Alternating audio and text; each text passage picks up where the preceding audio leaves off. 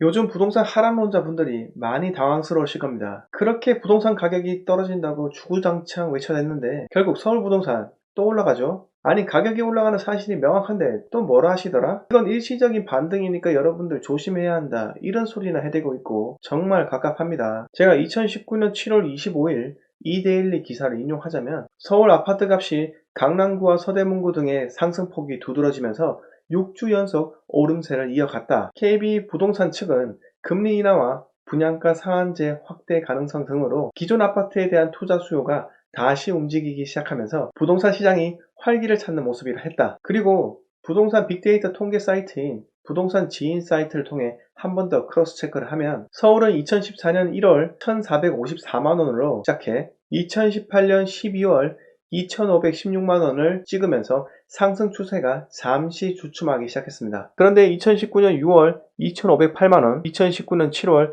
2,527만원을 찍으면서 다시 상승하고 있습니다. 상승 추세가 주춤하던 그 시기에 하락론자들이 죽창 들고 일어나게 되는데 드디어 부동산 시장이 하락하기 시작했다 하면서 그들은 정부가 강력한 부동산 정책 규제를 펼치기 시작했다는 무기로 이리저리 휘두르게 됩니다. 아니 이들은 김현미 장관을 너무 신뢰하는 것 같아요. 마치 국토교통부 장관이 지시를 내리면 시장이 바로 얼어붙는다는 듯이 생각을 하는데 대한민국은 여러분들 생각과 달리 아주 건전한 민주주의, 자본주의 사회라는 걸 똑바로 기억하시기 바랍니다. 공산주의 사회와는 현격히 다릅니다. 수요와 공급의 법칙이 작동하는 정상적인 시장 경제를 가진 대한민국인데 규제를 한다 해서 주택에 대한 수요를 꽁꽁 싸맬 수 있을까요? 주택을 지어 팔아야지 돈을 버는 건설업자들의 공급을 꽁꽁 싸맬 수 있을까요? 최근 한국은행이 기준금리를 0.25% 전격 인하했다는 사실 다들 아실 건데요. 다른 이유가 있는 게 아니라 정부가 우리나라 경기가 얼어붙었다는 것을 인정을 했기 때문에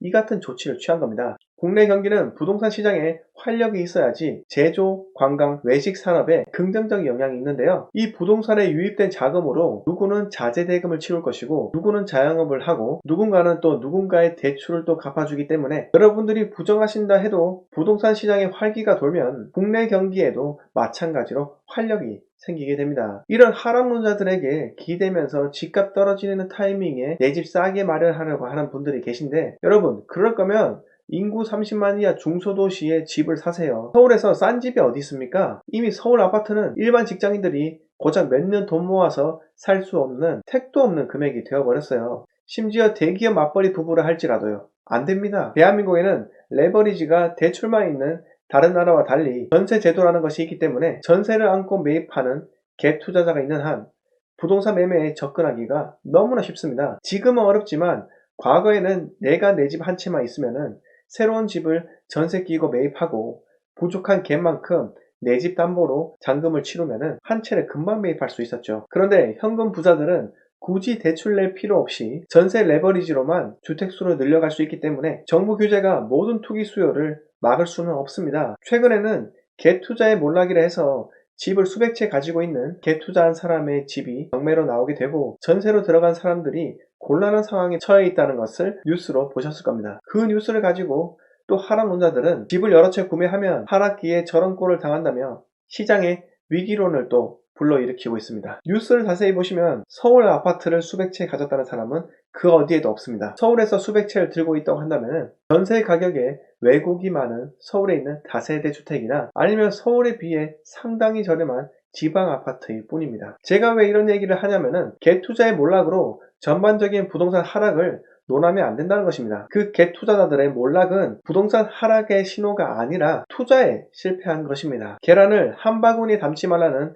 예전부터의 격언을 무시한 것이고 황금성이 적은 다세대 빌라를 한 지역에서만 매매를 했고 거래량이 수도권보다 한참 적은 지방 아파트를 시기부적절하게 샀기 때문입니다. 그리고 제때 처분을 했어야 되는데 그 타이밍을 놓친 것도 갭 투자자 그 사람의 실패이자 잘못입니다. 자, 부동산 하락론자 여러분, 제발 내 집 마련 위해 간절히 정보가 필요한 부동산 초보들을 호도하지 마시기 바랍니다. 자, 마지막으로 부동산에 관심이 있고 부동산 투자를 통해 부자가 되고 싶은 사람들에게 말씀드리고 싶은 부분이 있는데요. 여러분, 모든 주택 소유자들은 내 집값이 오르기를 바라고 있습니다. 그 어디에도 내 돈 가지고 내 집 사는데 제발 집값 떨어져라 이렇게 말하는 사람 있을 수도 없습니다. 뭐 부자들은 집값 떨어져도 상관없다 생각한다고요? 부자일수록 내 집의 가치가 더욱더 극대화되었으면 하는 게 부자입니다. 그렇게 생각하지 않았으면 부자가 되었을 수도 없죠. 그래서 오늘의 결론, 제발 여러분 유튜브에서 하락론자 말 좀 듣지 마시고 저와 같은 상승론자의 말을 듣고 곧 있을 상승기에 대비하며 투자 준비를 하셨으면 합니다. 부동산은 무조건 우상향이다. 오늘 이야기 모두 마치도록 하겠습니다. 구독, 좋아요, 알림 설정은